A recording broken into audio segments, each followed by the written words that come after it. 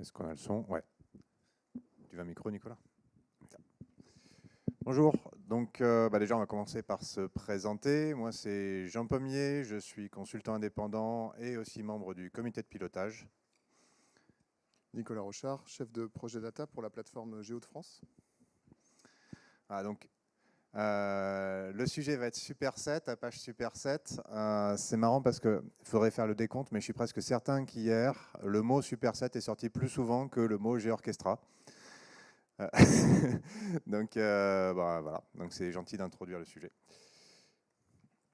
Alors, Superset, c'est du coup l'intégration de Superset, puisque Superset, c'est un logiciel qui existe séparément, mais du coup, il y avait quand même quelques enjeux pour l'intégrer dans GeoOrchestra.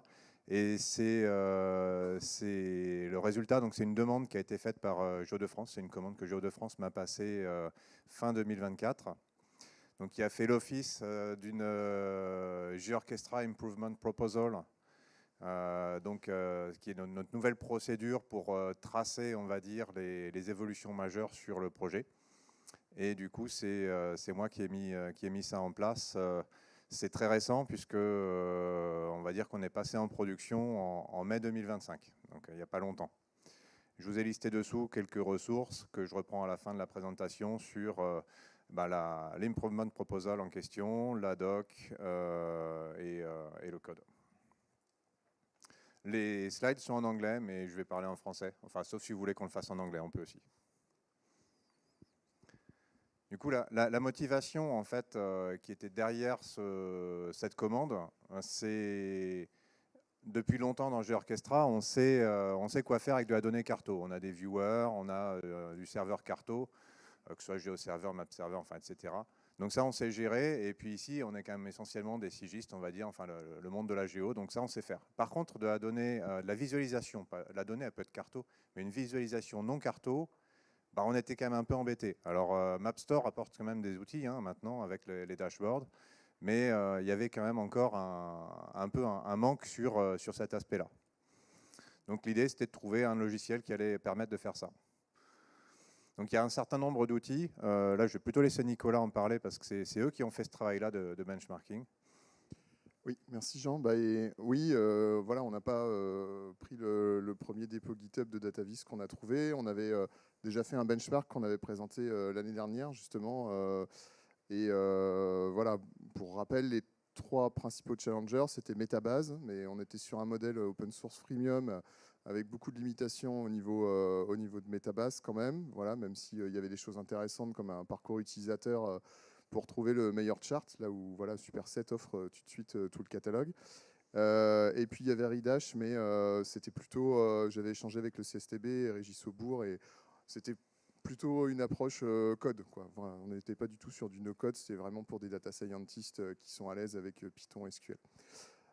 Donc Superset avait l'avantage d'être polyvalent, voilà, d'avoir une approche clic-bouton, et puis pour ceux qui maîtrisaient le SQL ou plus le CSS, tout ça, enfin voilà, d'arriver à des niveaux de personnalisation et de formatage de données assez aboutis. Donc Superset. Donc Superset. Super quoi? En fait, Superset, si vous avez, pour ceux qui ne savent pas ce que c'est, parce qu'en fait, apparemment, beaucoup de monde connaît Superset vu ce qui s'est dit hier. Superset, donc l'idée, c'est d'avoir un outil qui va faire, alors il y a plusieurs termes pour ça, de la data vise, ce qu'on appelle aussi la business intelligence, des graphiques, des tableaux de bord. Donc voilà, c'est l'idée de cet outil-là. C'est, comme le dit son nom, il fait partie de la fondation Apache, donc ça donne quand même une bonne garantie de pérennité et puis de solidité du projet. C'est une licence Apache V2, donc là aussi on a quand même des garanties en termes de logiciels libres.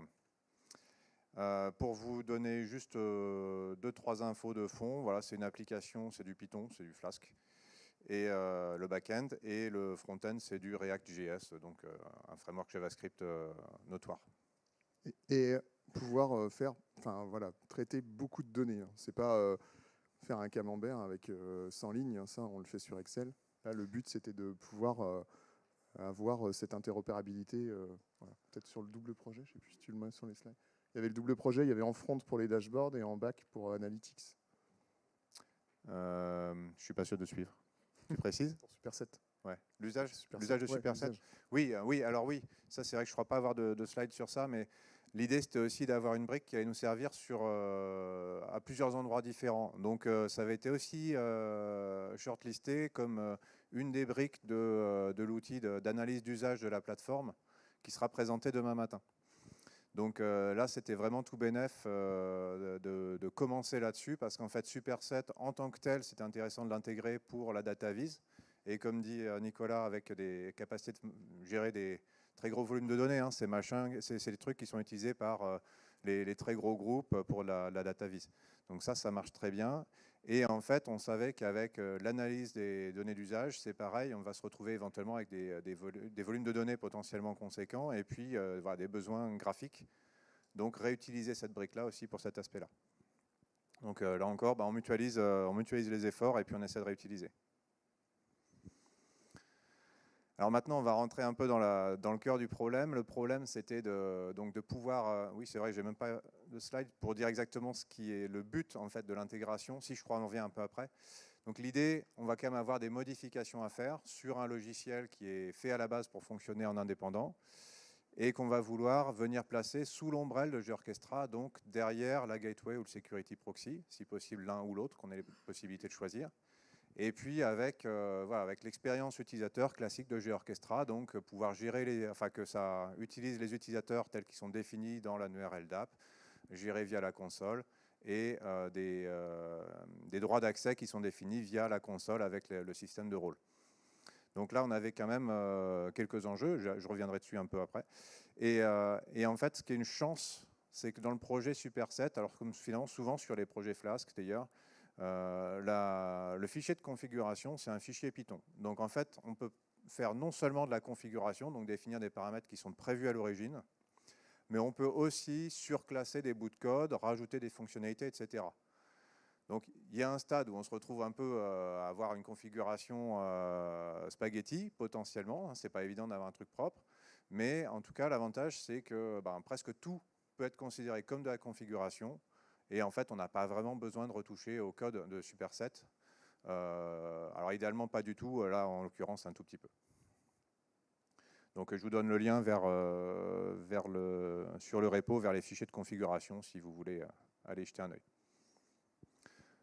Donc on avait quand même plusieurs challenges, tu me diras si j'en ai oublié, sur cette presta. Donc gérer l'aspect utilisateur, c'est-à-dire authentification, identification, donc savoir qui est l'utilisateur, qu'est-ce qu'il a le droit de faire, etc. Donc gérer les profils d'utilisateurs, ça va avec, mais pouvoir le gérer depuis la console GeoOrchestra.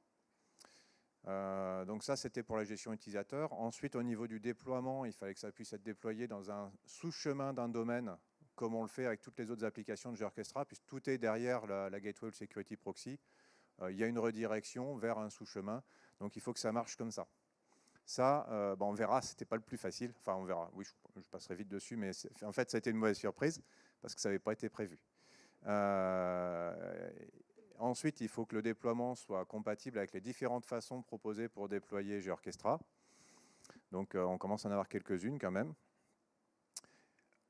Autre partie de l'intégration, c'est intégrer, si on veut, le header, donc le bandeau de menu propre à GeoOrchestra, et qui maintenant, depuis peu, est personnalisable. Donc, on peut facilement rajouter Superset, par exemple, dans le menu.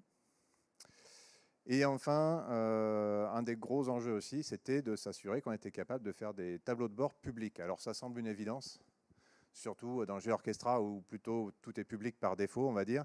Mais en fait, Superset le prend dans l'autre sens, c'est-à-dire que les tableaux de bord sont par défaut à accès restreint, parce qu'il y a des accès à des données, etc. Et donc pour les rendre publics, c'est un petit peu d'équilibrisme quand même, mais ça marche. Et enfin, l'objectif, c'était d'être opérationnel pour l'événement Journée de la donnée de Géo de France le 13 mai. C'était ça, hein, ouais. Voilà. C'était serré, mais on y arrivait. Tu veux dire un truc par rapport à ça? Non? C'est bon? Ok. Donc le premier aspect, alors je ne rentre pas dans les détails techniques, parce que voilà, le code est là, on peut en discuter au code sprint si vous voulez. Mais le but, c'est pas de vous noyer dans des trucs techniques, c'est d'essayer de rester quand même assez simple, mais vous donner un aperçu de ce qui est maintenant possible. Donc question authentification, identification, c'était relativement facile quand même, parce qu'en fait, Superset gère les accès via un système de rôle qui est très très proche de ce qu'on utilise dans GeoOrchestra. Donc là, il y avait quand même une compatibilité qui était assez prometteuse et qui remplit vraiment ses promesses. Donc c'est assez compatible. En fait, on va retrouver un petit peu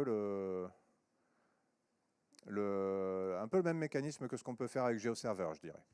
Donc l'identification et authentification, on utilise les entêtes HTTP comme on le fait pour les autres applications qui sont intégrées derrière GeoOrchestra d'ailleurs. Donc là-dessus, c'est assez direct. Et les rôles, l'idée c'est d'avoir dans la console un rôle superset quelque chose. En fait, il va être traduit en quelque chose, un rôle quelque chose dans superset. Sachant que Superset définit des rôles par défaut, donc il y en a quelques-uns qui sont créés, donc admin, gamma, alpha. Donc par exemple, Superset admin, on va être admin dans la plateforme. Pour d'autres rôles, parce qu'on peut créer d'autres rôles, il faut les créer d'abord dans Superset et que ça matche. Donc si par exemple je veux faire un rôle Géo de France, dans la console, je vais créer un rôle Superset Géo de France. En fait, tant que c'est côté console, c'est qu'une étiquette. Et au moment de la connexion sur Superset, il va regarder s'il y a un rôle Géo de France qui existe. S'il y a un rôle, que ça matche sans se préoccuper de la casse, et en fait, on va être membre du rôle Géo de France. Voilà. Donc c'est relativement simple, mais ça marche bien. Et c'est exactement ce qu'on fait avec GeoServer, par exemple, où le rôle côté console, ça va être une étiquette et ne va avoir vraiment une fonctionnalité, un sens, que s'il y a un rôle correspondant défini dans la console d'administration de sécurité de GeoServer. Donc là-dessus, c'est très très proche. Enfin, c'est la même chose. Hein? Non, dans GeoServer. Non, c'est parce que chaque application le gère un peu différemment, mais dans GeoServer, tu dois aussi créer le rôle dans GeoServer pour que la correspondance se fasse, en fait. Et oui, il y avait quand même un petit truc à voir, c'était pour, par exemple, pour des questions de sécurité, si un utilisateur qui est déjà logué voit ses rôles changer, donc ses droits changer, mettons un cas qui ne doit pas arriver souvent, mais on lui enlève des droits, en fait, il faut quand même qu'il les perde dans Superset, et donc il faut que la session soit revérifiée régulièrement pour être sûr que ça va se passer. Donc en fait, on peut le configurer, mais il y a une périodicité toutes les 5 minutes. On va éventuellement vérifier et tout remettre à plat. Donc il y a une entrée de documentation là-dessus. Alors la documentation, elle est pas encore complète, mais on va dire la documentation installation est, je dirais, complète. La documentation administration est plutôt bien avancée. Et la documentation utilisateur, c'est du Superset. En fait, il n'y aura jamais grand-chose, je pense. Donc déployer GeoOrchestra, Superset derrière GeoOrchestra, ça impliquait aussi de mettre ça derrière, donc dans un sous-chemin du domaine. Donc mettons geodefrance.fr, il faut que ce soit geodefrance.fr/Superset par défaut. Alors il y a eu toute une discussion, savoir si c'était Superset, Dashboard, DataVis, etc. Au final, on est revenu à du simple, on est revenu à Superset, tout comme on a MapStore, GeoServer, etc. Donc ça, c'est une fonctionnalité nécessaire pour que ça marche, pour qu'on puisse le servir derrière Security Proxy ou la Gateway, et donc pour qu'on puisse gérer proprement les utilisateurs. Sauf que ça n'avait pas été prévu. Donc ça a été un petit peu embarrassant. Heureusement, on n'est pas les seuls sur le sujet, c'est un sujet qui traînait depuis longtemps, et il y avait une initiative récente donc, que j'ai essayé de soutenir comme j'ai pu, qui proposait de faire ça. C'est une très très grosse pull request sur le code base de Superset, qui a mis du temps à arriver et qui du coup n'a été fusionné au code de Superset qu'en avril, le 9 avril 2025. Donc c'est très récent. Et donc ça, je dirais que c'est un petit peu pour l'instant, c'est un petit peu un point embêtant, c'est que on n'est pas sur une release propre de Superset. On est obligé pour l'instant de s'appuyer sur le code, en gros sur master. Mais pour l'instant, c'est-à-dire que dès que ça va être rentré dans le cycle de release normal, ensuite on pourra suivre les évolutions standards et être sur une version officiellement stable. Bon, pour l'instant, c'est plutôt stable, ça marche bien. Pour info, Superset 5 est sorti ce matin. Ah, mais sans ça. Parce que du coup, il y avait déjà un gel du code. Donc je pense que ça sera plutôt pour la 5.1 ou 5.0 point quelque chose. Donc il faudra attendre encore un petit peu. Bonne nouvelle.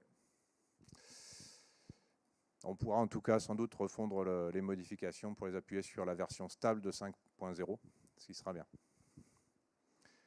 Déployer Superset, là je ne vais vraiment pas rentrer dans les détails, juste vous dire qu'on a pris en compte les différentes façons de déployer, donc en manuel, hein, on peut déployer à la main avec nos petites mimines, taper les commandes d'installation, c'est documenté. À peu près dans la même logique, on peut déployer avec Ansible, c'est les mêmes instructions, mais par contre sous forme de recettes. Donc là un grand merci à Landry qui a fait le boulot. Qui avait commencé bien avant que j'ai fini mon code d'ailleurs, tu m'as fait trimer à Noël. Mais super boulot. Et du coup, on a déploiement possible avec Helm pour du Kubernetes ou avec Docker. Il y a une composition Docker qu'on peut rajouter à la composition Docker Gorchestra. Donc ça, c'est documenté. Chaque mode de déploiement a sa doc. Sur Ansible, c'est plutôt les recettes qui sont autodescriptives, c'est ça, Landry? Ouais. Voilà. Faut pas me demander de documenter ça, vu qu'Ansible, je ne sais pas. Je ne connais pas trop. Pas trop bien. Donc, pour des déploiements, toi, tu l'as déployé avec Ansible sur Gorchestra, sur demo.gorchestra, c'est ça? Sur Géo de France, c'est déployé avec Helm, donc ça marche bien aussi. Et moi, je l'ai testé aussi avec Docker il n'y a pas longtemps, ça marchait, voilà, ça marchait bien.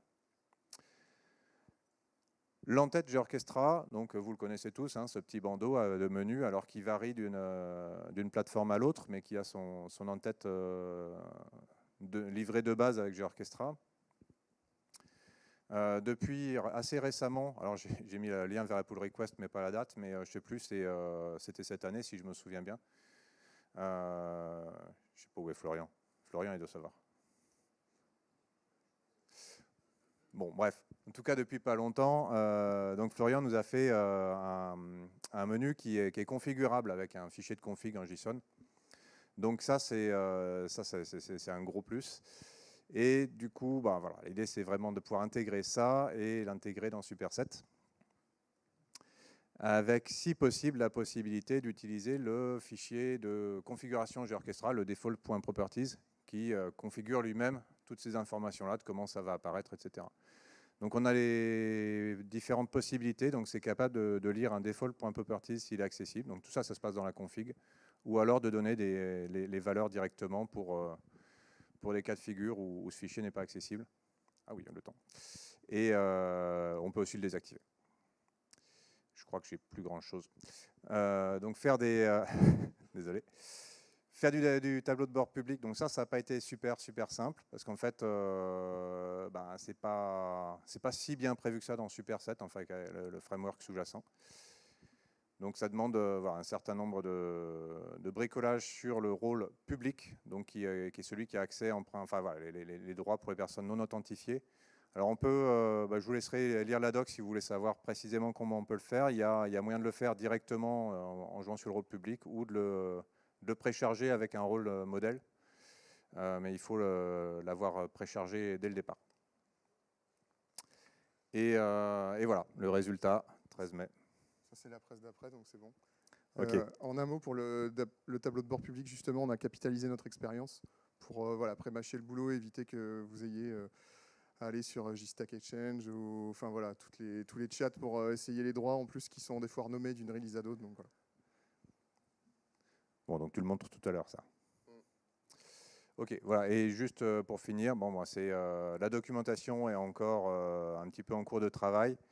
Les histoires de release, donc je vous l'ai dit, pour l'instant on est plutôt sur master, donc voilà, on va rebaser ça sur 5.0, mais c'est pas encore tout à fait du Superset officiel, et on n'a pas encore beaucoup de déploiements. Alors oui, je crois que la MEL là aussi, mais du coup voilà, il y a sûrement encore des choses qui vont émerger. N'hésitez pas à faire des tickets sur le repo, voilà, vous avez les liens ici, sur le repo Gorchestra Superset, faites des tickets. Voilà, et sur des sujets qui vont s'appuyer là-dessus, juste le sujet suivant, et puis mon sujet Analytics demain.